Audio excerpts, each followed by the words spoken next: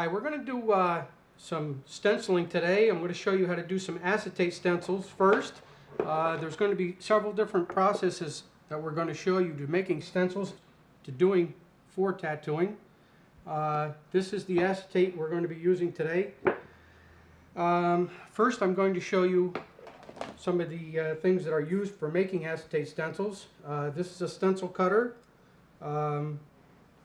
When you purchase them, the needles are not adjusted to what you need, so you have to adjust properly to get the right markings in the acetate itself. About like so.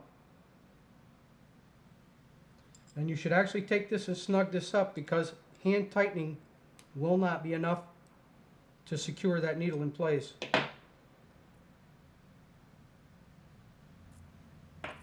Okay, we'll do this one here too. As you see, these are two different types. Which one is going to be more comfortable for your hand? That's an individual taste.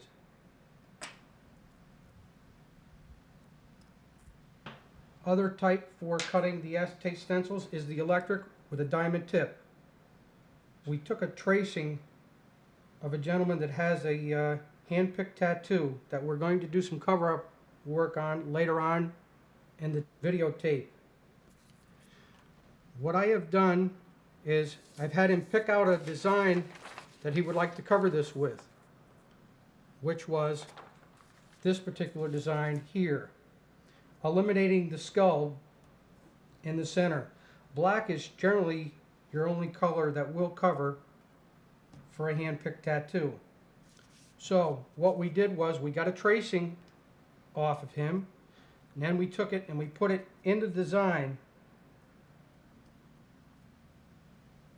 like this, so we know where we're going before we get there. Now, if you were to make a paper stencil, which we will get into later on, unfortunately, using a paper stencil, if you place this on the skin, you would not be able to see where your line work was to make your cover-up go proper. So what we're going to do is, I've already done a tracing of this already ahead of time, taking out the skull, and in little tiny spots here I actually drew it just a tiny bit bigger. We're going to do a placement on this because we're not sure exactly which way is going to work best for Jim on this. We may take the design and go this way, or we may take it and we may take the design and put it going this way. That won't be determined until the time comes for the actual cover-up. But we do know that this design is the proper design. So what we're going to do first is we're going to take the acetate, and we're going to take the acetate and we're going to place it like this so we can see about how much acetate we're going to use on this. So we're going to take and we're going to cut ourselves out a square. This is a light board. This will enable you to see a design once you turn it upside down, because in order to do this to come out right when you put it on, Jim, you have to take the design. This is the front side of the tracing here, so we have to take it and actually turn it upside down. We're going to tape the edges on this so it doesn't move. Remember, trace side down, because when you flip it over on a hand-cut stencil, it'll be right side up. Now that our design is down, we're going to take our acetate. We're going to put our acetate on the top, like so. Use the tape. We're going to tape each one of the corners because we don't want any movement in the acetate itself. Very important.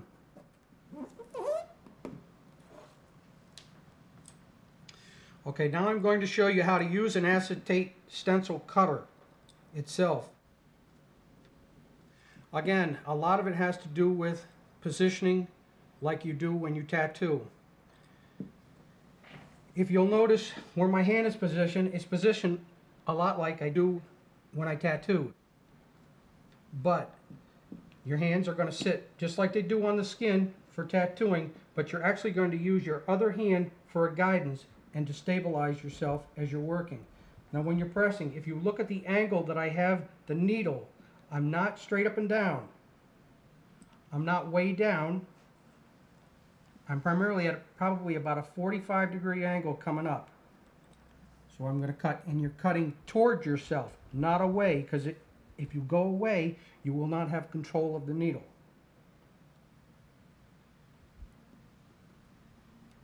Just a little bit of pressure, and if you look, my right hand is actually doing the guiding, but my left hand is applying the pressure. Why I said to you it's so important to get the right length of needle sticking out here, because if you had too short, you won't be able to control the pressure. And you'll actually, I'll show you if you went too deep. What it does is it scars the other side of the stencil, and the indentation is too big. It's kind of a trial and error with the stencil cutter itself to find what feels good for you.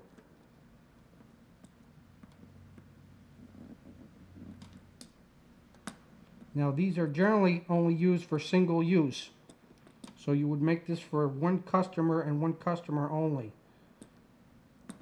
You should properly clean this, even though it hasn't been used, by washing with an antibacterial soap and drying. You're also going to use what they call stencil powder. You should put that in a regular type of shaker, and I will show you about using that after. So the actual stencil will be ready to apply to the skin. It will actually leave a black stencil print on the skin to follow. You'll notice that your hand will get tired. You'll be surprised. It takes a while to build up where you can spend some time doing these, but you don't use that many of them, but it's nice to know that you know how to do it, and when a job comes with they are required to have one, you will be able to do it. I'm not going to actually use the other stencil cutter here, the one type that's just like this, but it's in a different size and a different shape. But I will use the electric just to let you see the difference. I actually like to take the stencil and kind of move it up so I can check it first before we actually remove it off the paper. Is if you take it and you raise it and you do this with it, so you can actually see where your lines are to make sure that you didn't miss any. Now I'm going to leave this little piece down here for just a minute, and what I'm going to do is I'm going to do a little bit of the electric stencil cutter just to let you see that it does work very well. Again, it's personal preference. Sometimes you have to adjust the speed on these. They're a bit on the noisy side sometimes. They don't have to be running that fast in order to cut an accurate stencil. I'm going to turn this on, and I'm going to gear this so it cuts the right stencil, and then I'm going to do just a little bit of work over here.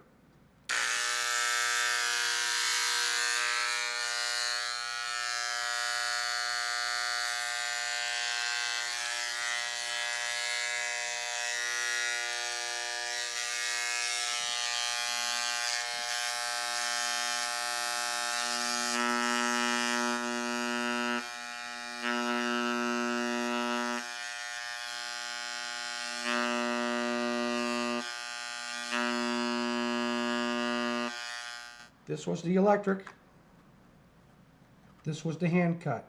There is a difference in the feel. Normally what we do when we're using these, we take these and we like to cut these circular because I'll tell you, when you put these on someone's skin, these are actually very sharp on the corners. Like this here, if you were to place this onto the skin and actually stick someone, sometimes it can be painful. So it's best to cut your stencils in a circular form. You're not going to hurt anybody in the process. Okay, on the stencil itself, there's actually a small burr that was created from the stencil cutter itself from etching into it. What we like to do is we actually like to take an old piece of the acetate,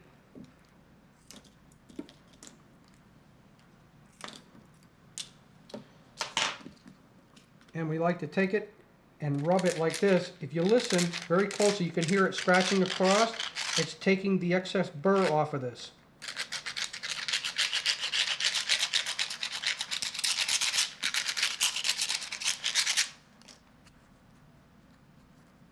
Nice and smooth. Okay, now we're going to peel off our tracing, which we turned upside down on a light board. This is your stencil. This is your cut side. This is your stenciled side. If you look, there's your cut on your stencil. You've made a perfect stencil. We're going to take Jim's design now, and we're going to place Jim's design down on the light board so you can see this. Again, if you look, Jim's design is going to fit right in there. And when you put the stencil print on, you'll be able to see that, versus trying to do it with a paper stencil, which you cannot see through. Now we're going to make a carbon stencil. We're going to take our carbon paper, we're going to place it underneath our tracing paper, carbon side up, so it comes out right side up on the design. Here, if you're going to do a reversal, you're going to flip it over and you will do your tracing again from this side.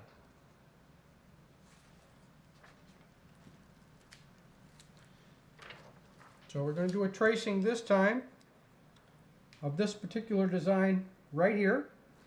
Keep your fingers placed on the paper, a little bit of pressure. If you'll notice the way my fingers are in position, almost like I'm tattooing again, a good thing to get in the habit of. And a little bit of pressure. A pen works very well versus a pencil. It runs nice and smooth on the paper.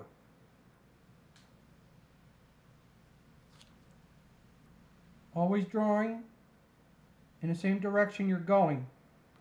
Try not to draw backwards. It's hard to see where you're going and be accurate.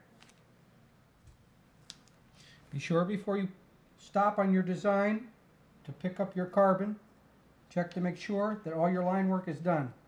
You can do that by generally just looking in the reflection of the light.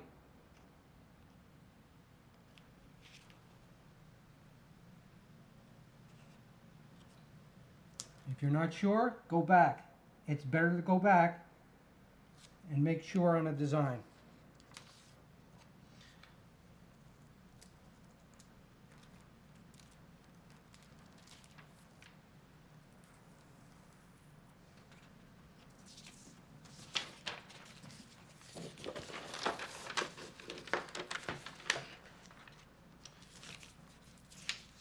There's your copy.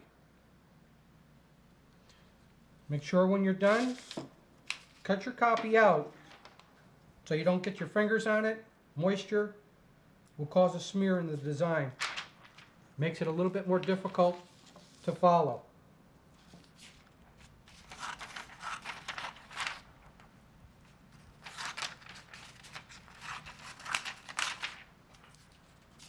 You do want to take your design and cut back on the excess paper.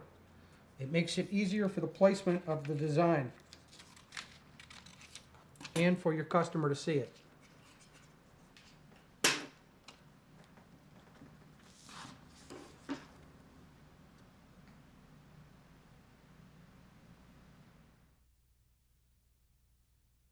We're going to do a hectograph pencil stencil. You want to work very careful with these type pencils. They work great. They do have a soft lead in them, so you have to use a little bit lighter touch on them. And we're going to show you how they work and what the stencils look like when they're finished.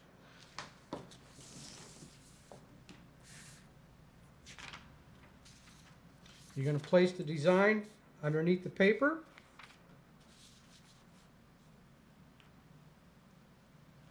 Again, applying a little bit of pressure so your design does not move underneath the paper.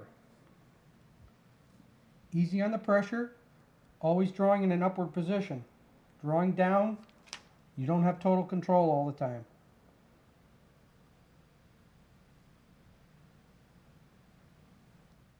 Again, looking at the position of my hand, it's in the same place it would be if I was tattooing.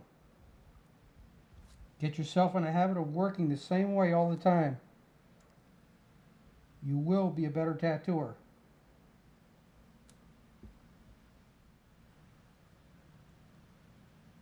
Now if you take notice, I'm tracing off the same side of the paper as the design.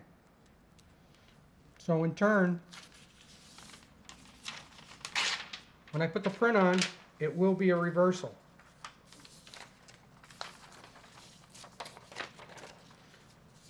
We do want to bring that to your attention.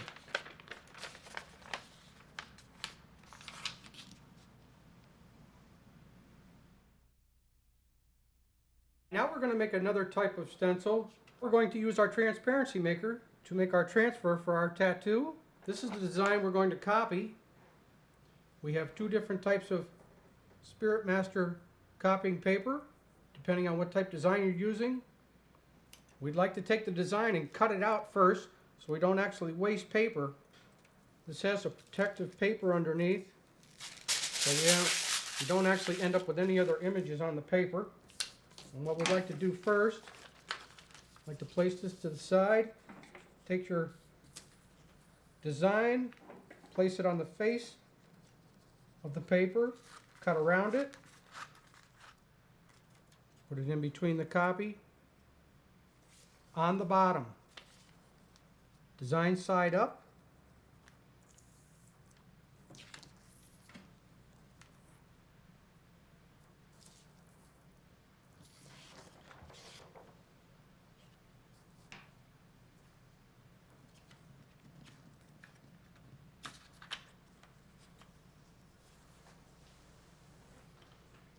We'll have an automatic feed, just press it nice and easy. Comes out through the bottom.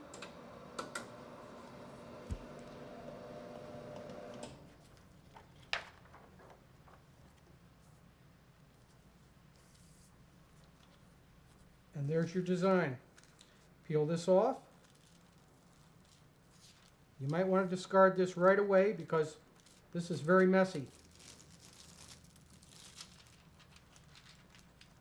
There's your tattoo design. There's your copy to look at while you're tattooing.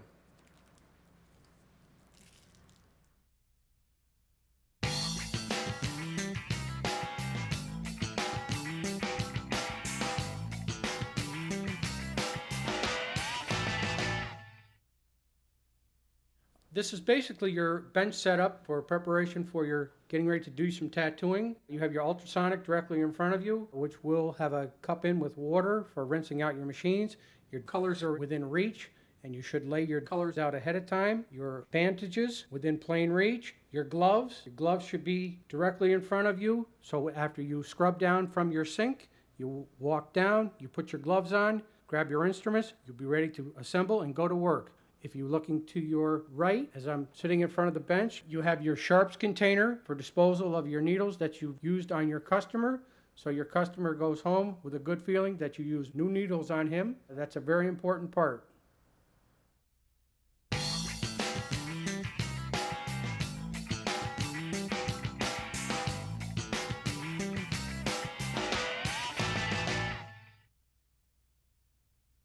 Okay, now we're going to get prepared to do some setup work, but we need to do a scrub down first.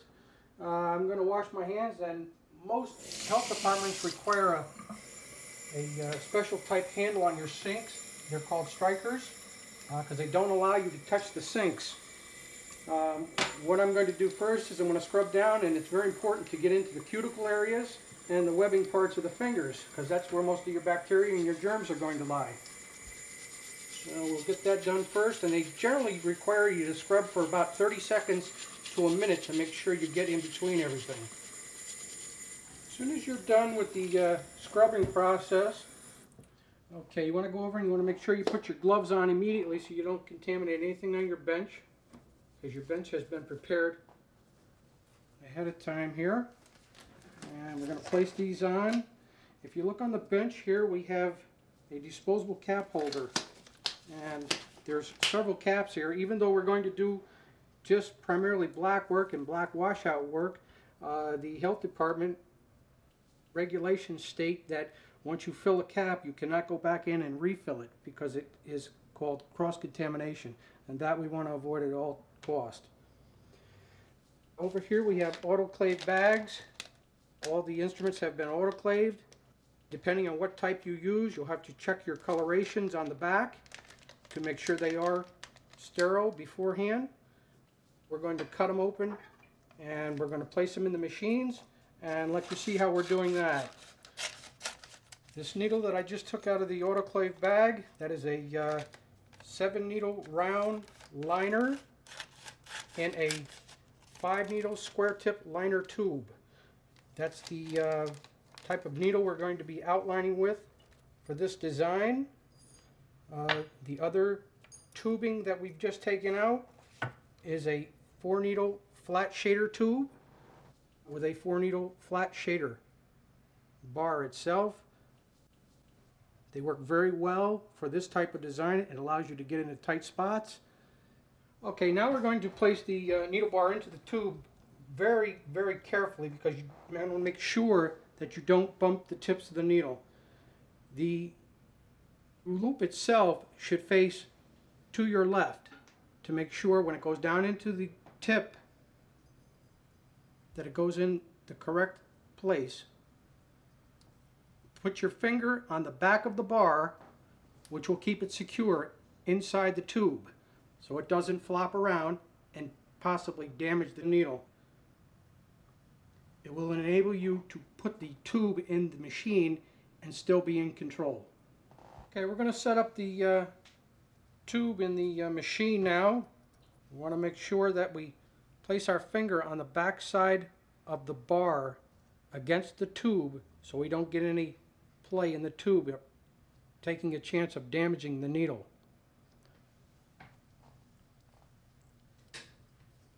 Always hold the machine towards you so you can see exactly what you're doing.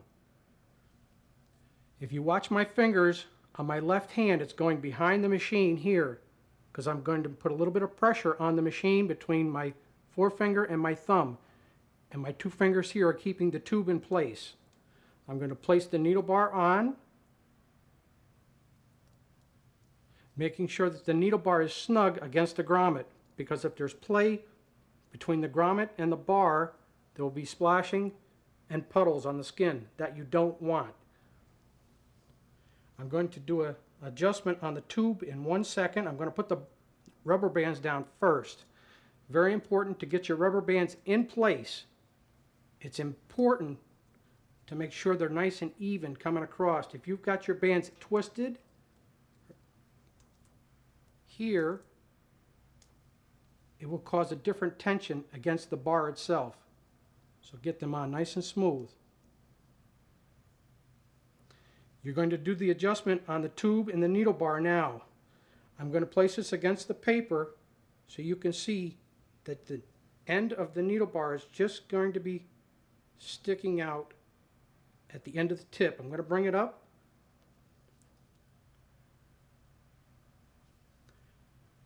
Snug it down, not tight, because you may have to readjust this again to make sure that your tube is straight.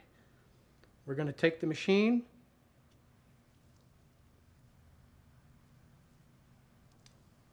we're going to tip the machine this way.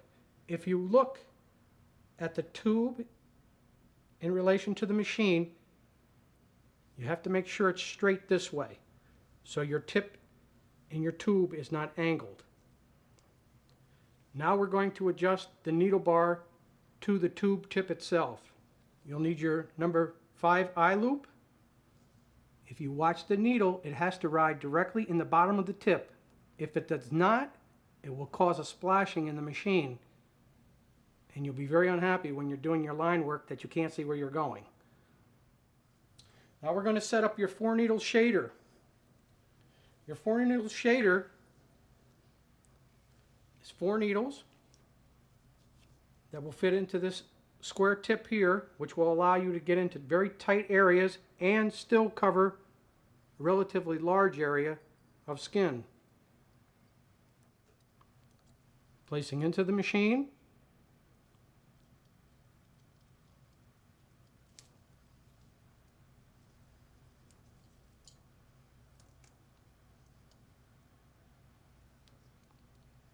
Onto the armature bar.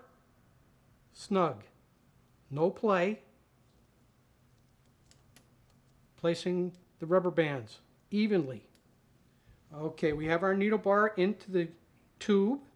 Now it's very important to make sure that you don't have too much needle sticking out the end of the tube tip itself, because if it does, it will hang up in the skin and cause skin damage. If you look very closely, there's a tiny, tiny bit of needle sticking out the end of the tube tip itself.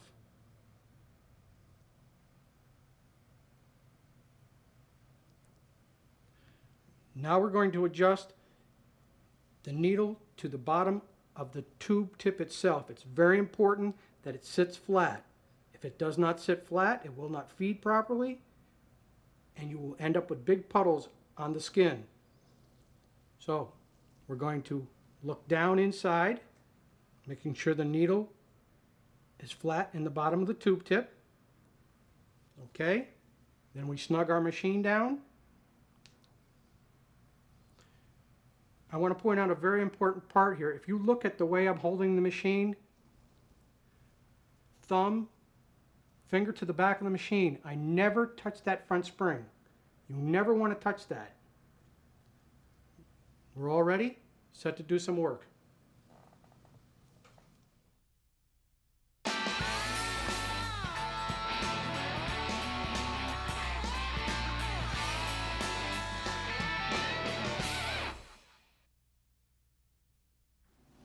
Okay, first I'm going to shave your leg and prep it, and then I'm going to put the Hibiclens on, which will actually absorb the stencil print I'm going to place onto you first. So let me grab you here. We're going to clean you down with some tincture green soap, and make sure you use a new razor at all times. Dispose it. Very important to take off all the hair so it doesn't cause a problem when you're tattooing. It also affects the healing process if there's hair in the tattooed area. After the shaving, you want to go through and check to make sure that you got all the hair off. And if you look over here on this left, I did miss a little spot, so it's very important to make sure that you get that. We're going to clean the skin area with a little bit of Hibiclens. Works very well, absorbs the dye off the printout very well. Gets a little bit on the tacky side, which that's what you really want, to absorb that dye. Now I'm going to put the print on by using a piece of acetate, which will help to get it on nice and straight and to get it on evenly. When you place it, position it exactly where you want it. Put it down. Press up on the design evenly to the top, then bend it.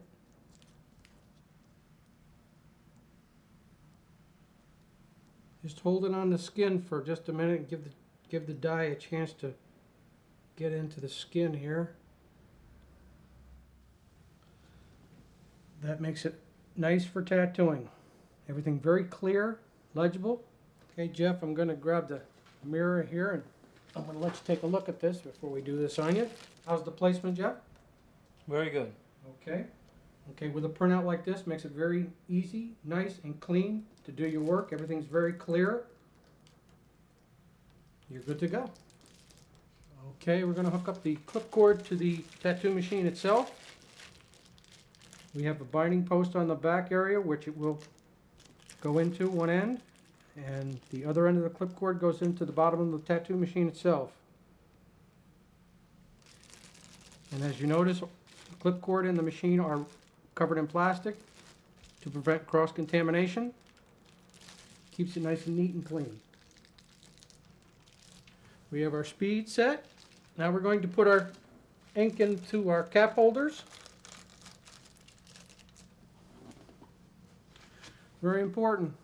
Use tissue when twisting your tops so you don't contaminate the tops. If you notice, the bags are on the bottles at all times. They will be changed at the end too.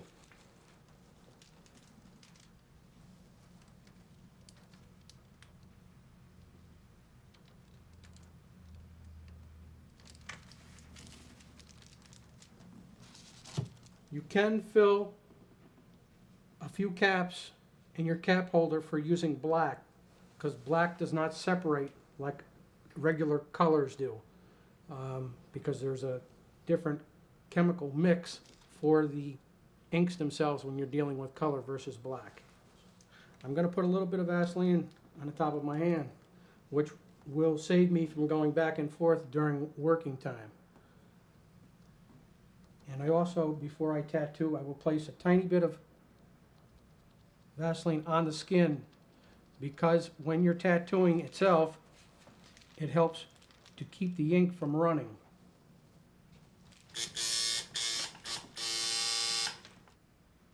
When you're starting an outline, you want to pick 2 points, A to B, always working from one point to another. Don't start your tattooing, stop your line, try to pick up again. It's very difficult. You will get a small dot in a line a lot of times if you try to do that. Also, when you're starting your tattooing, if you look at the position of my hand, the fingers are resting on the skin, which enables me to run very smoothly.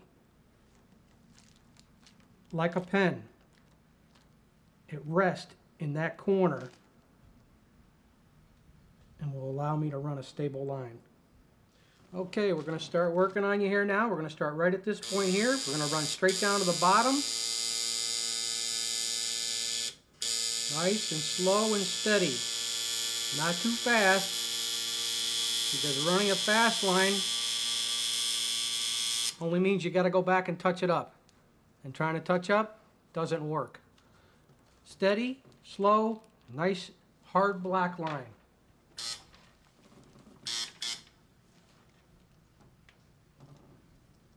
A little bit of Vaseline. You notice I'm not getting big puddles on the skin. Why?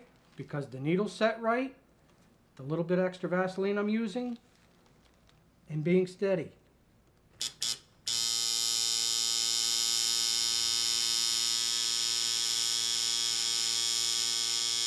If you'll notice as I'm running that line, we're not getting big puddles.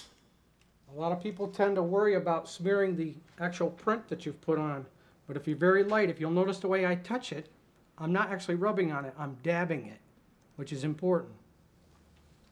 You can do all the rubbing afterwards. After you get that on, you're good to go. If you take that Vaseline when you're working and you do this with it, you see that gob? When you run a line through that, the ink will never penetrate into the skin tissue. You'll look and wipe it off and you'll have a gray scratch mark. Very important. If you're going to go with the Vaseline, very, very little. Also, you can grease your fingers just a little bit, which does help you to slide along the skin tissue better.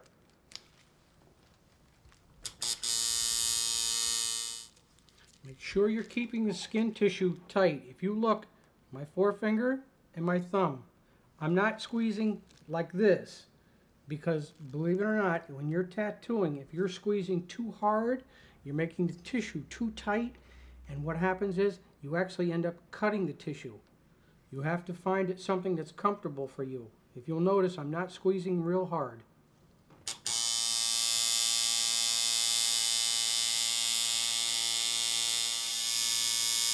Sometimes during the tattoo process, if your customer hasn't prepared himself physically and mentally for a tattoo, they sometimes become lightheaded. So sometimes you may have to work a little slower, or you may have to take a little break, or you may have to give your customer some water. I prefer personally to work with a fan in my studio to keep your customer cool at all times. And I also have candy on hand in case your customers get a little lightheaded, because it helps the blood sugar level come back up. If you'll notice, I started my design at the bottom, and the reason for that is if I was to start it at the top, by the time I got to the bottom, my design would be distorted and I would not be able to read it very well.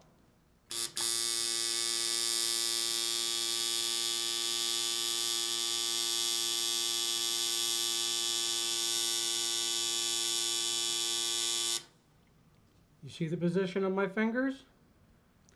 That's why I say, stay in that position. Get used to doing it one way.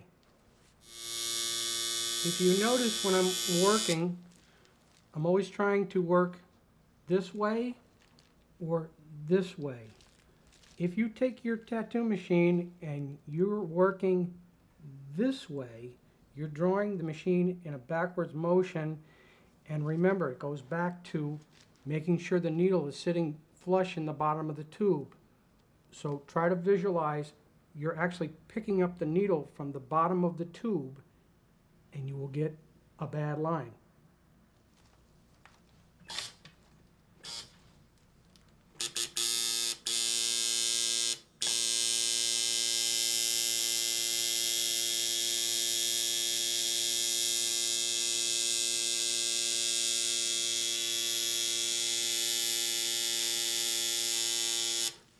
If you'll notice on the line I just put on, the machine was actually angled a little bit to the side, but I did go very slow with it. If you have to get in a position where you have to do a line such as that, you have to go slower, because if you go quickly with the line, it will pick that needle up.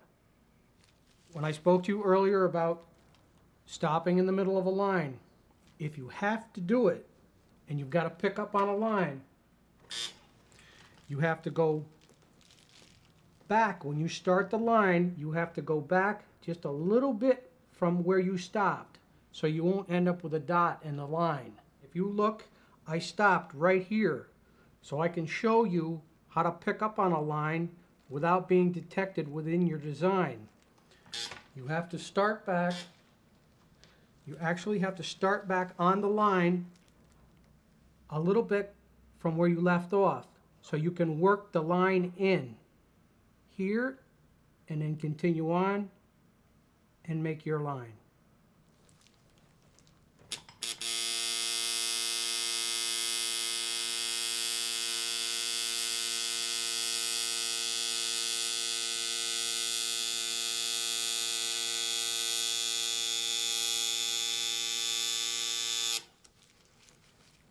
Also, while you're working, very important, make sure that you're working off the points of the needles.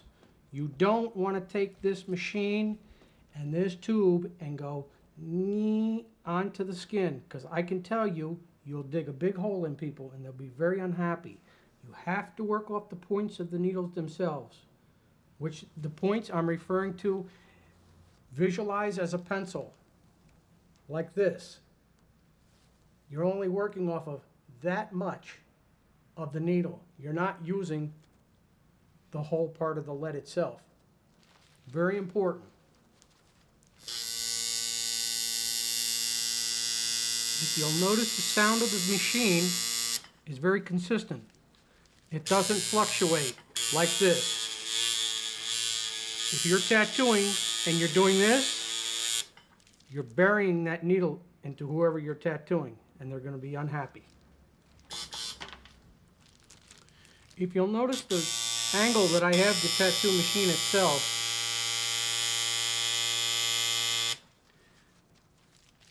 it's for the correct penetration into the skin tissue. If I was to take the machine and be working on you and took the machine and I did this with the machine, I dropped it way low to the skin tissue, you're going to get what they call shootouts in the skin, which in part would look like the line went like this, and you'd have this big gray mark underneath the skin, and the ink would spread. Your lines would not stay nice and even like this here. So very important. Angle of the machine. Not like this. People commonly have that problem with the ink that shoots under the skin, like what I told you back here underneath, from using a round tip liner, because a round tip liner versus a square tip liner, the square tip liner is in a V shape, keeps the needle down in the bottom of the tip. When you have a round object like this, when you go around a corner, it can actually pull the needle out of the alignment of the tube.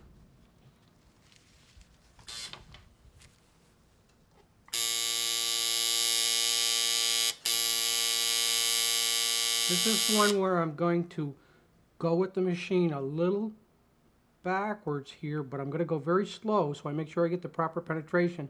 Then I'm going to turn and come back in the correct position.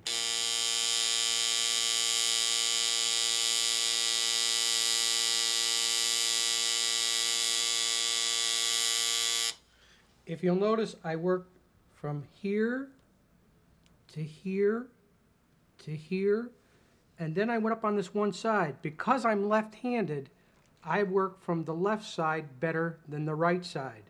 So vice versa for a righty. Then I'm coming down and around the design, and now I'm going to pick it up this way. For a lefty, it's great. For a righty, he would have started here and worked from this side and then worked over. You're only as good as the last tattoo you put on. Believe me, that's the one they'll be talking about.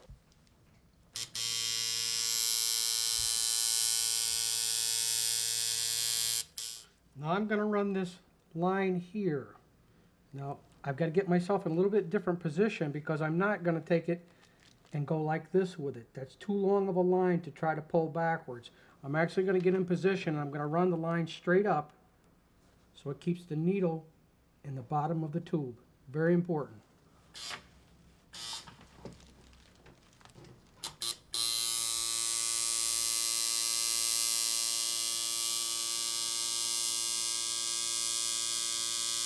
Now we're going to wash our design down so we can see everything that's there.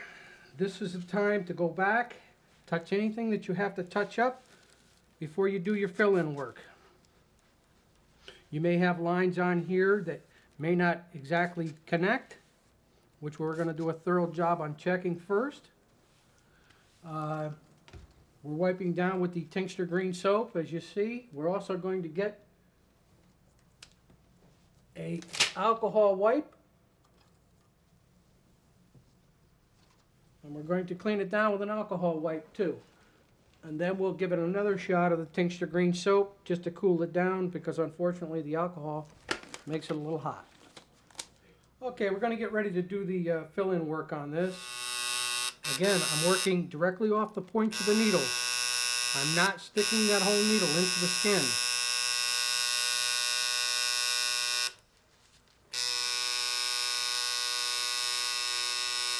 Now we're starting to do what they call shading. I'm going in, I'm setting the ink in, and then I'm feathering the ink out. So I get more of what they call like an airbrush effect. With a 4-needle shader, again, it will allow you to get into the tight areas and still get that airbrush effect on the tattoo. Very important to not overwork the skin area. If you'll notice, I try to go back in, work the area twice, leave it. if you go in there too many times, you'll actually chew the skin tissue up. Now, if you'll look at my machine just before I'm going to touch it, if you'll come in close, you can see, you see the blot of ink that's on the outer side here? There's like a drop that is accumulated on the outside. You want to make sure, that's why you'll see me do this sometimes, because if you go on the skin with that, sometimes you'll pick up a good sized puddle. And as you see, it's nice and square now. You're not going to get that, you're not going to get that big puddling. Something to watch for. If you'll notice, I'm going into this corner at a little bit of an angle, like this. I'm not taking the machine and doing this with it, because if you go in this motion, you'll actually cut the skin wide open. If you'll notice, what I'm doing is I'm doing this. A little bit of a circular motion, but enough where I'm not coming up in there and going straight up with it.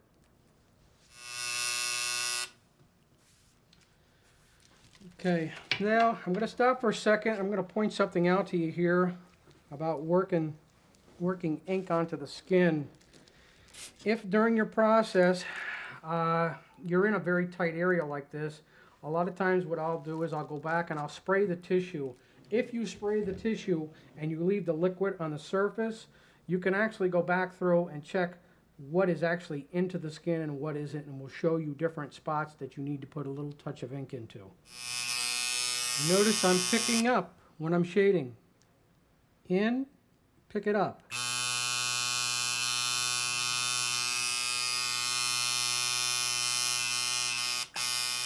When shading, try to get in as close as you can to the line before you shade out, without actually going into the line. That will make your black much more even.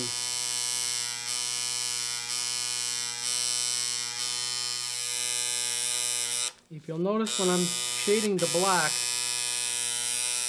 I'm actually taking the machine and doing this with it in this motion, because remember, this is a rounder object and you have to give it some depth coming around.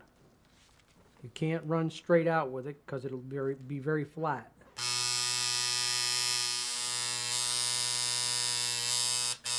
If you'll notice the angle of my hand, if you look at my fingers are not like they were when I outlined, because when I outlined, I was like this. This, I have to be up so I can see where the ink is flowing. I'm up above the design.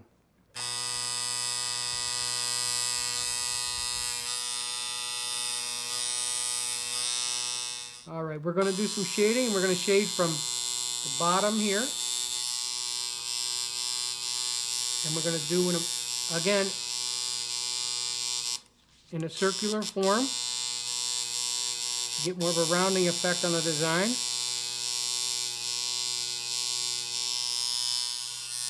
I've switched to way I've placed my hand on the skin, because being back here is too difficult at this time. So now I'm going to move to this type here, which you can spread your fingers and still get the tissue plenty tight enough to get the correct penetration. Okay, now we're going to get in a little bit heavier black, still in the shading effect, but a little bit heavier up into these areas here, which will be primarily filled in a little bit more solid and then airbrushed out.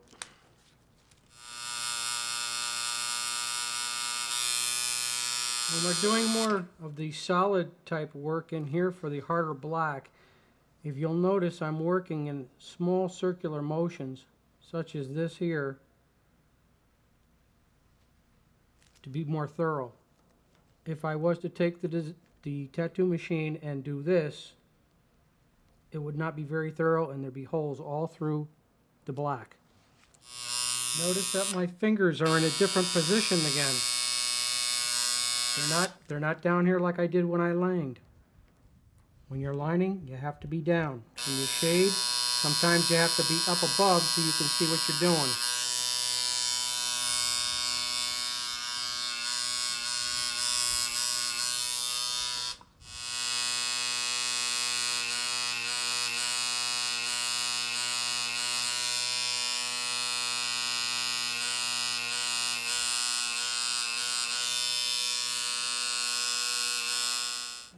go into the eye area up here, a little bit of that heavier black. And then we'll be getting into what they call a little bit of washout, which is like a watered down black. It's regular straight black. It's diluted with distilled water to the darkness or the lightness that you prefer. I like personally to mix up bottles with different shades. It makes the job much easier. Just make sure that you shake them before you use them.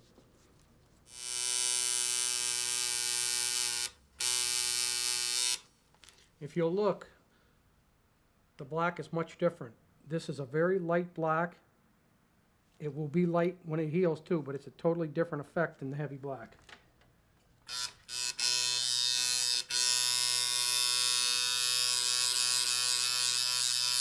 What I'm going to do is I'm going to actually change the black just a little bit. I'm going to work a little lighter black than when I'm working here, and then I'll work up, and you'll see the black actually get lighter as I get to the top to give more of a rounding effect.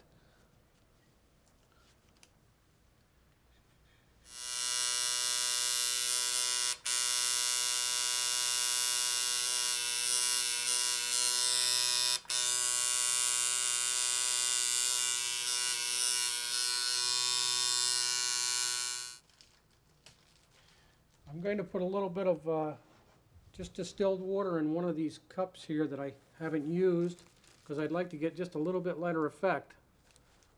So, and sometimes from dipping into the black consistency gets a little bit too dark.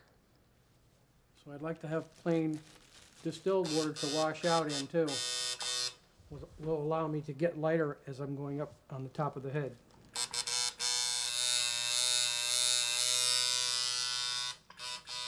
If you'll notice the different tones of black as I went up. A little darker, a little lighter, a little lighter, a little lighter. Okay, our tattoo has been checked over, and now we're about ready to wrap this up.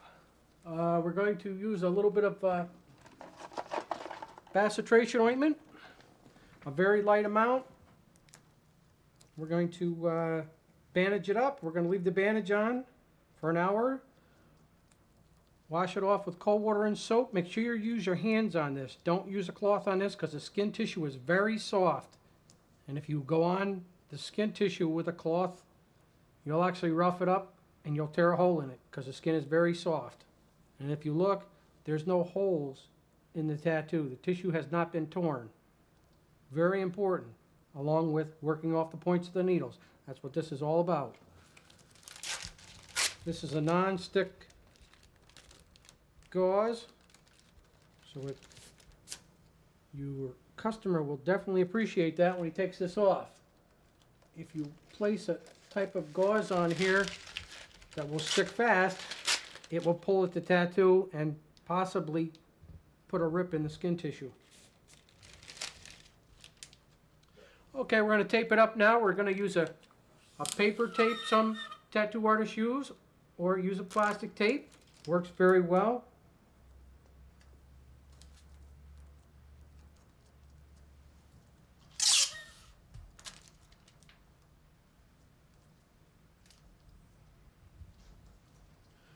So you're going to take the bandage off in an hour. You're going to wash this with cold water and soap. Put a very light amount of bacitration. Very careful how much you put on, because if you apply too much on, it does make the tattoo mucky and gooey. After you've done that process, pat it dry, put the bacitration on, cover this in regular plastic saran wrap, change it twice a day for 3 days. It is okay to leave the plastic off, providing you don't have pants rubbing on it. If you're sitting in your home, let it air. The air is good for it. Still, make sure it has the bacitration on it. After 3 days, stop using it. Apply a little bit of cocoa butter, aloe vera lotion, anything of that nature. Any kind of moisturizer works very well.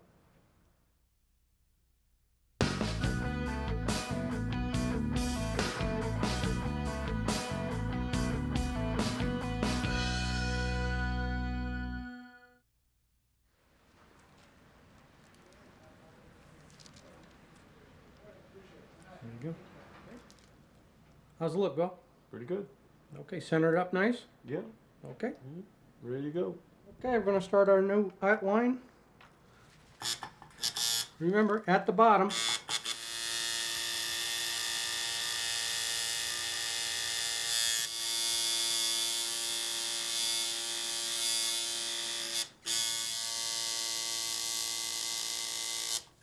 we're going to get ready to do some color work now. We're going to start with our dark colors first, then work to the lighter colors. It's much better that way. Your colors stay brighter, because if you put a dark color on after you put your light colors on, they mesh in together and they distort the coloration. We have our colors already set out, and we're going to start off with our Venetian brown. This is in the Voodoo brand colors. A little bit of Vaseline helps keep the ink concentrated up here again.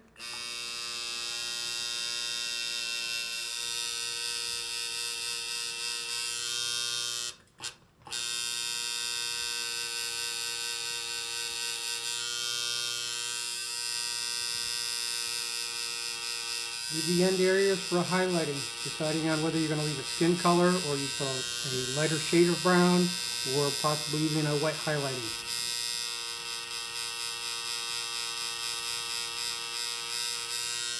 We're going to rinse out. We've been rinsing out in an ultrasonic cleaner with water in a cup. This cleans out the color, so you don't get what they call a flushback in tattooing, which will be a mixture of a brown and your next color, which would give you a distorted looking color into the skin. As you see, we're not picking up anything. Make sure that you do shake your bottles before you open them and pour them into the cap, because they do separate just a little bit, and that little bit could make a difference in the consistency that you're going to put into the skin.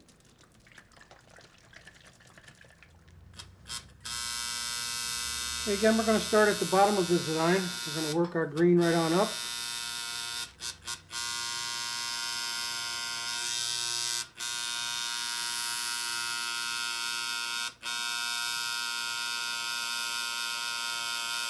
Remember, small circular motion.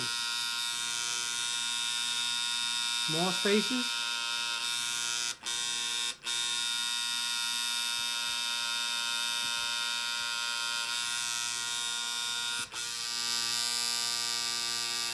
Small circular motions.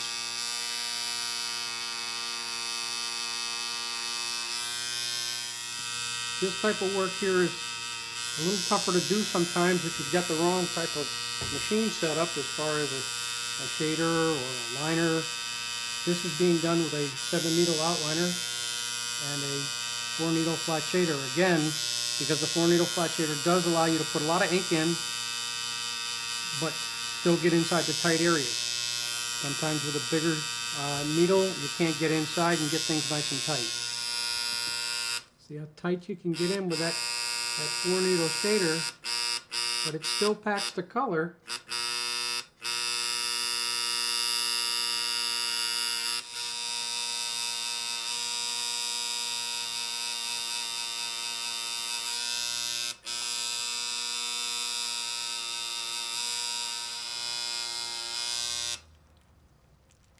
So you're starting to get a buildup on the tip. You got to clean this off, because if you don't, it's not going to feed right again. Make sure you rinse out real well, because again, we don't want to get a flush back in a color and end up with a dirty color. By rinsing in the cup in the ultrasonic cleaner, it's sending sonic waves through the water, which is helping break down the excess ink in the tube to clean them. Also, you did see me do this many times after the rinse, and not only did I do that for the reasoning of the color, but you also don't want water laying back up in your tube, because that will thin your ink and you won't get true color.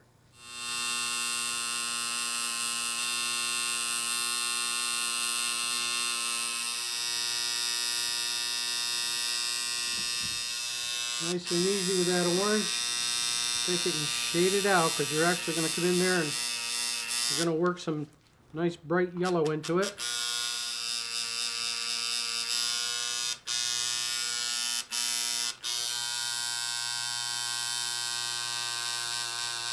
Rinse it down and get a look-see. If we have to go back and touch anything. Coming down to the end. Got the yellow to go. Be sure not to overwork the yellow. Yellow's a funny color. It looks like it's not in, but believe me, if you work it twice and you work it thorough, it's in. Guys make very big mistakes. They overwork yellow, and by overworking it, you actually do more damage than good. Right along the edge of the green. Very, very little circles. Let's pull that yellow right into the green. That's the big advantage of working a 4-needle shader. You can get right into those tight spots. Now I'm starting to get dirty color. I'm starting to get what they call that flush back I've been telling you about. It's more apt to show up with yellow because it's being such a light color. So now this is a case of having to rinse out again and then start again with the yellow. In this particular case, I'm not only going to rinse out, I'm actually going to stop and I'm going to refill. Over here I'm going to fill up a new cap full of yellow because I'm going to take this and show you. If you look at the yellow on the surface, there's distortion in the color. That means you're going to end up with muddy color again.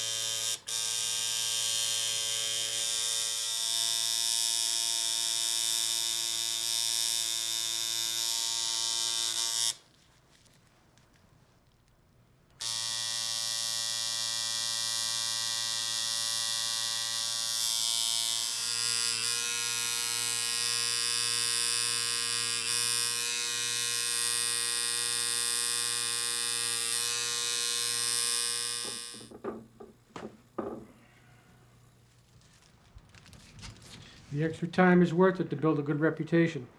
People respect you and will come back to you for that, believe me. So you're going to take the bandage off in about an hour, wash it off with cold water and soap, make sure you use your hands on it, pat it dry, put a very light coat of bacitration on it, cover it up in regular plastic saran wrap, change it twice a day for 3 days, no longer than 3 days. Do not over apply the bacitration. If you do, you'll make it mucky and gooey. Very good. Okay?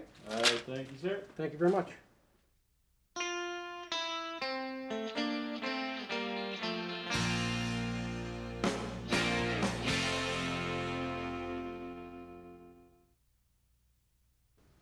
Oh, hi, Jim. I got your scorpion design done for you. I did a hand-cut stencil for you, so we should be able to get that to fit on there quite well. What I probably need you to do first is kind of open up your shirt there, and we'll just kind of set it up here so we can get a look-see at it, how it's going to fit you. And let's place it in there. Let's dip it a little bit more. And that's perfect. Looks good. We've got a winner right there. Right now I'm going to place some stencil powder on here and I'm going to rub it off, and then I'm going to tap off the excess. And after doing a setup with the machines and prepping Jim's skin, I'm going to apply some Vaseline to the skin area, which will make the stencil powder stick to the skin, and that's what I'll be tattooing from.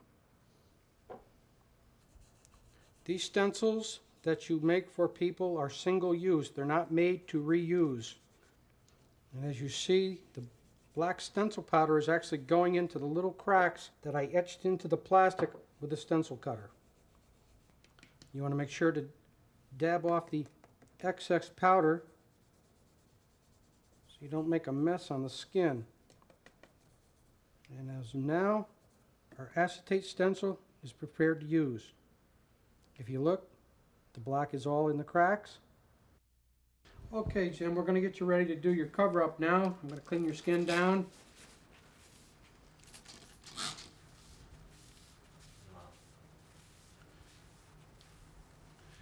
me grab some Vaseline here. We're going to prep the skin with this because this is going to hold the black stencil powder that I put onto the stencil earlier. You want to be very careful how much you put on. You want to make the skin a little tacky. Okay, Jim, take your hands out of your pockets, please. Very important part of when you do any type of tattooing like this, arm work, make sure that you get your customer to stand up.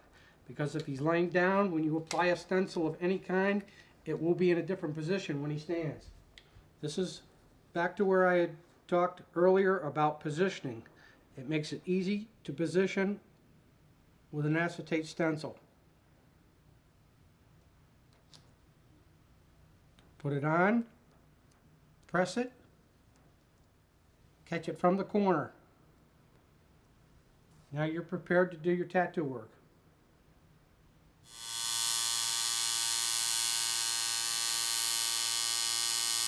Make sure you keep that skin tight at all times. If you notice, I am going back and forth on each side, trying to bring the sides up semi-equally so I'm not coming in contact with any of the stencil as I'm working. I'm going to wash it down. We'll get a look-see. If there's any touch-up work that needs to be done, we'll do it at this time.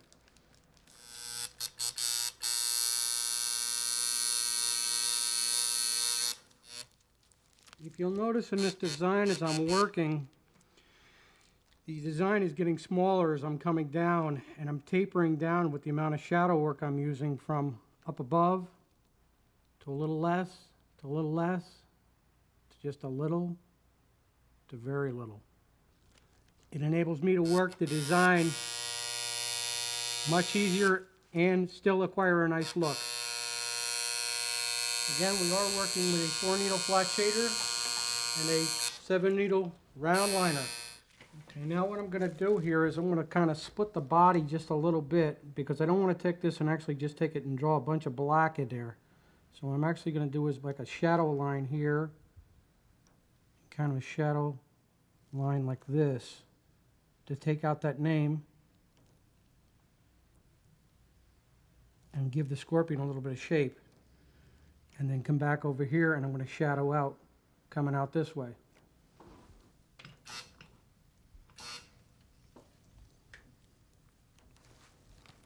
I'm going to do it very light. I can always go darker, but I can't go lighter.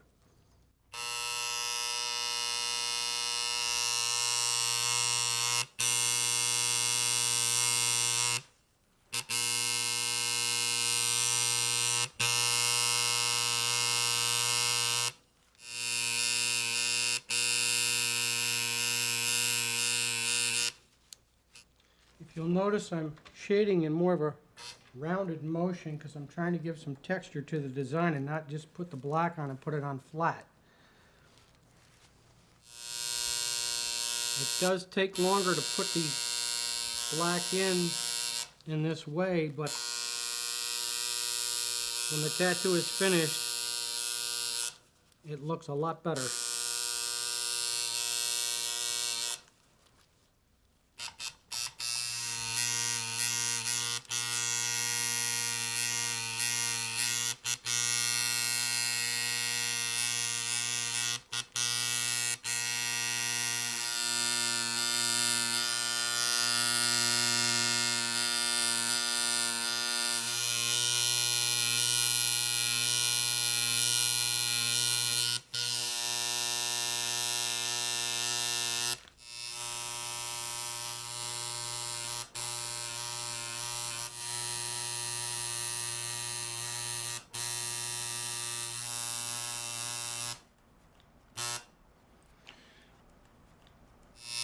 This is more of a shadowing effect just to show that there would be an image on there and it would actually cast a shadow up on the upper section because the light is coming from the front, casting a shadow off the body onto the skin. Try to give a little bit more realism to the actual design itself. It helps to complement the heavier black too, because when this actually heals, this is the washout black again. which will be very light, and it will be nice because you will have a couple of different contrast on the actual design versus just the black itself. That's pretty much going to complete our cover-up. As you see, we didn't do a complete black tattoo, which is not necessary to do with cover-up work if you learn to put texture in designs and move black around to give shape. That's where a little bit of the creativity comes in, and you have to visualize what you're going to do before you actually put it on the skin. Different cover-ups require different techniques, but black is your basic cover-up. You don't want to go in and hammer a lot of black in because you see so much of that. But if you can work it into a design and still give it texture, it does help the design a lot in the end.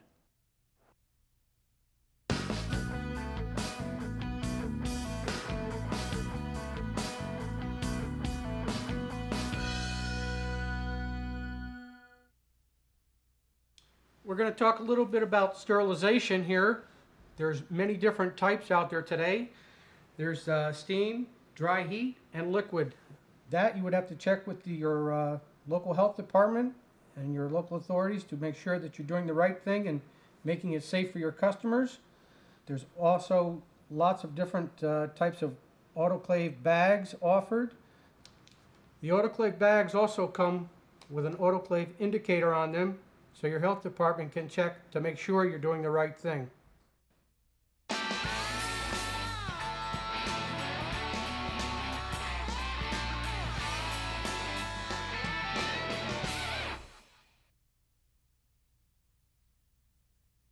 We're going to go over some different types of machines that are offered on the market today.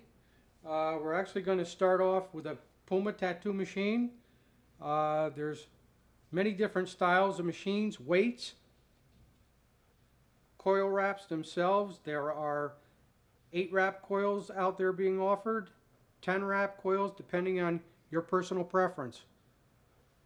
This machine here is a 14 needle round shader used for your variants of different types of tattooing. Some for fill-in and shade work, some for thick line work for different types of designs.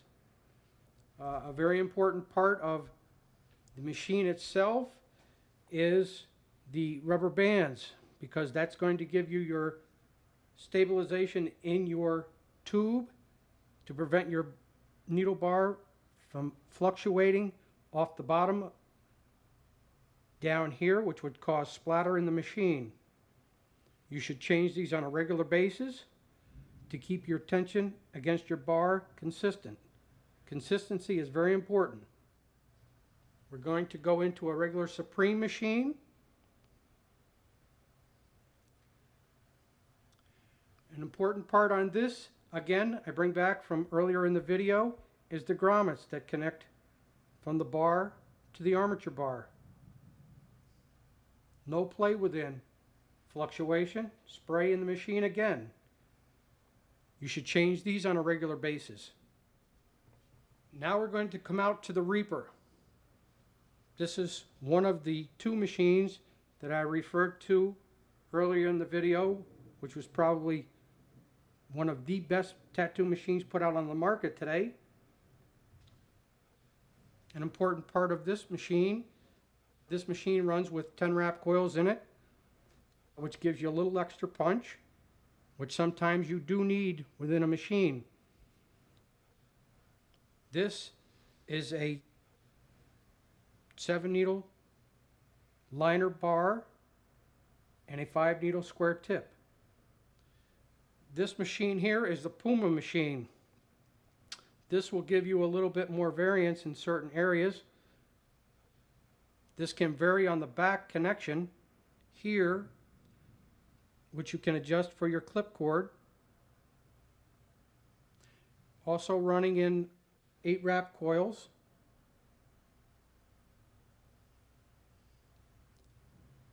All the machines that you see here run with capacitors on them. You can vary on the capacitor themselves.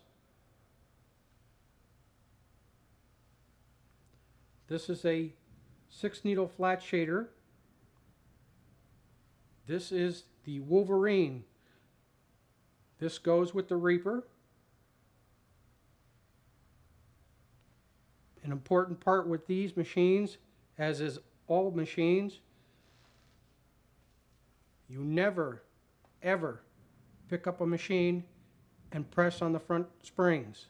If you do that, you will throw the whole adjustment of the machine out, because it's very important to stay consistent on your contact point and your contact screw being the same gap. Okay, this here is a lightweight machine. It's exactly what it says it is. It's a lightweight. It's lighter than a lot of these other machines and feels more comfortable in the hand. Again, it's a personal preference. An important part of the spring setup in the machine is to make sure that you don't get a carbon buildup between your contact point and your contact screw.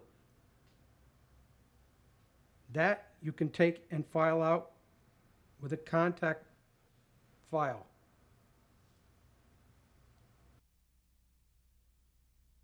A special point file works very well.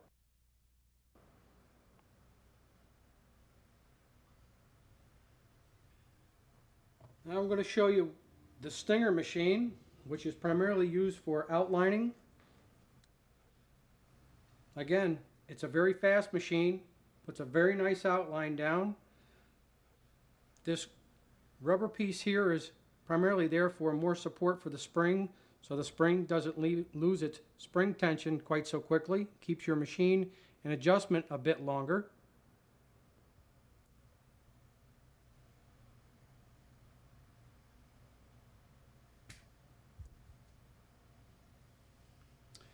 Now we're going to talk a little bit about needles and the way you get them from the manufacturers. This here is a single needle liner. It has a protective coating on it, which protects the points of the needle so they don't become damaged. I'm going to pull this off.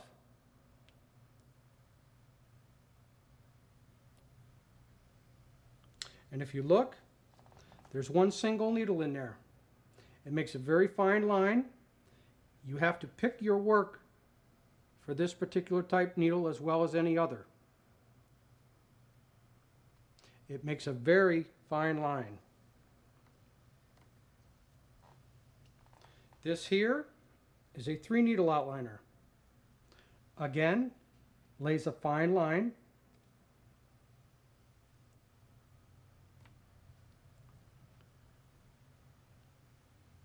This is a 4-needle outliner.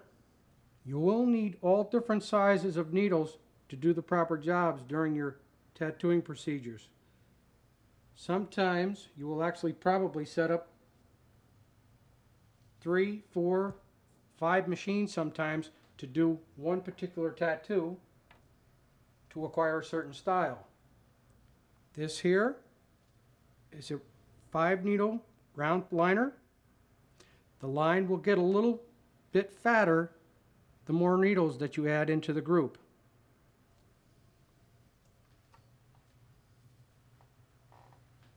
This is a 7-needle round liner. Sometimes can also be used for certain types of shading.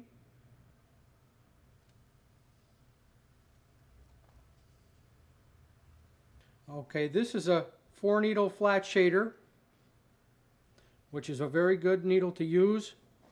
It does fill a nice size area in, and it does allow you to get into tight areas.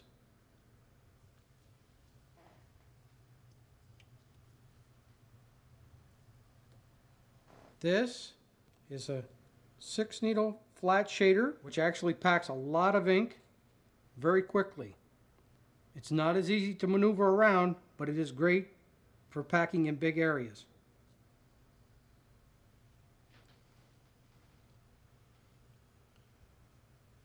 This here is a 7-needle mag. The needles are stacked. They pack a lot of ink. They're very quick. You have to be very quick with these.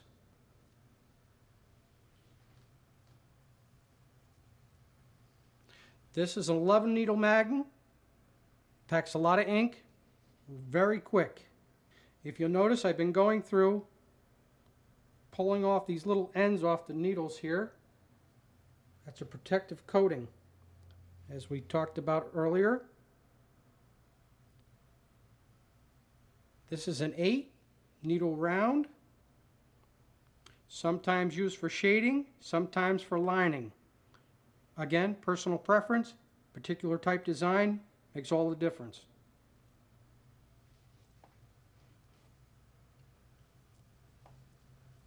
This is a 14 needle round shader. Again, used for the same purposes.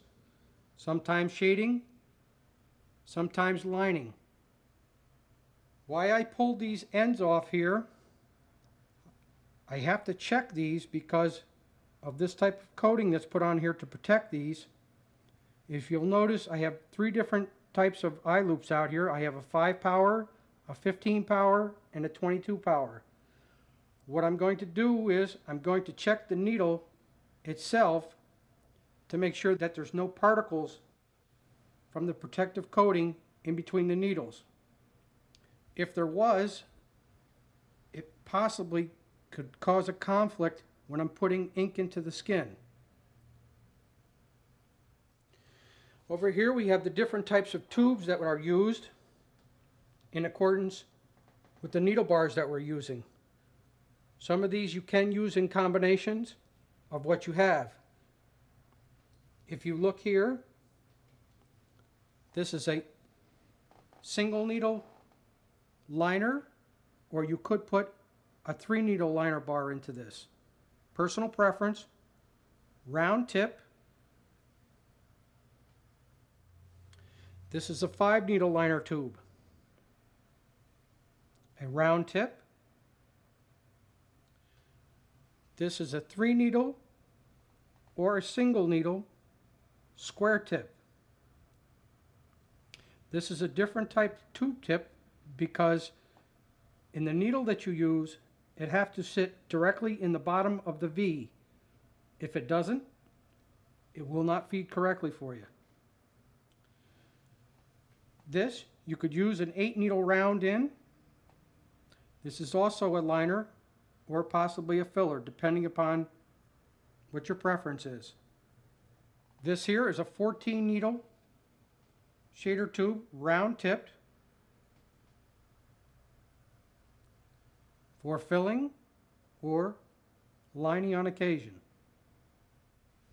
This is a flat shader tube. You can use a Magnum in this. You can use a flat.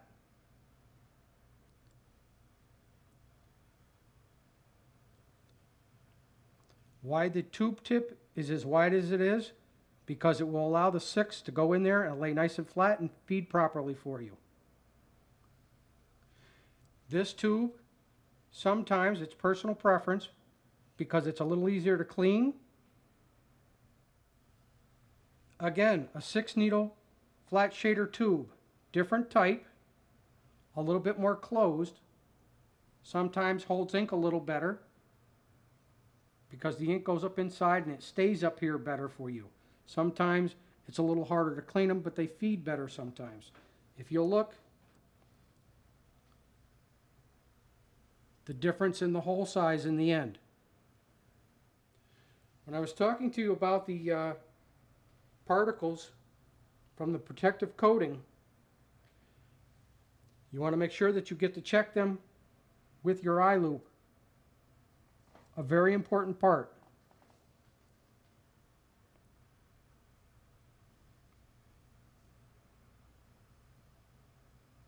You should clean your needle bars before autoclaving them. This particular eye loop is good for seeing particles in here and setting up your needle bars in your machines. If you're looking for a damaged needle that you had bumped, you're better to go to like a 15 or a 22. It will give you a closer view on the needle itself and the point.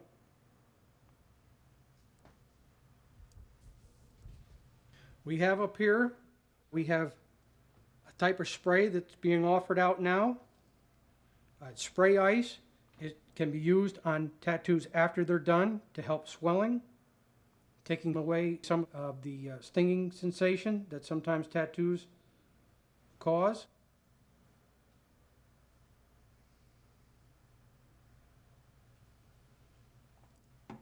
And Hibiclens, which we use when applying a paper stencil.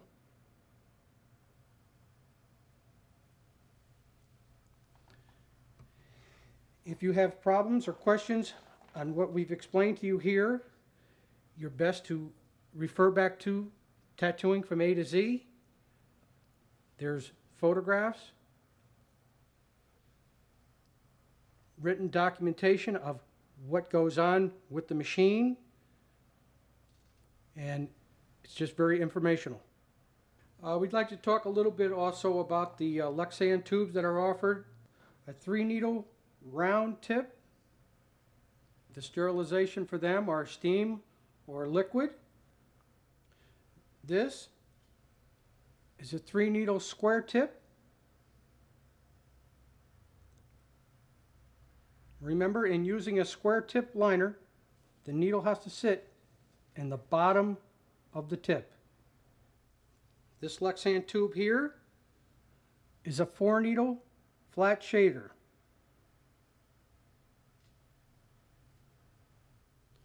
This Lexan tube is a 6-needle flat shader, primarily all for disposable.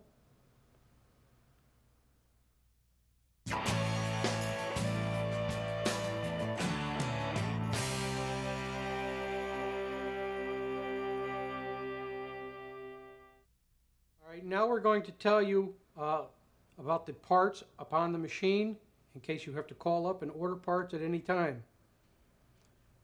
From the top, we have a front binding post, which is the post that runs across here. We have a back binding post, which is a back connection to your clip cord. We have a capacitor, which runs on the back side of the frame. Your coils, front spring, back spring, O-ring, armature bar,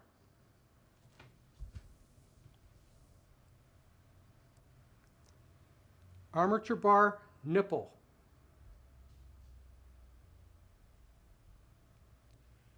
contact screw, contact point, needle bar, tube, tube tip guard,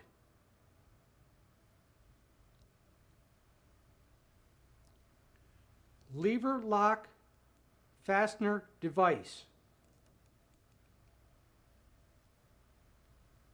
frame, black nylon screw for holding in the contact screw, rubber bands, number 12s.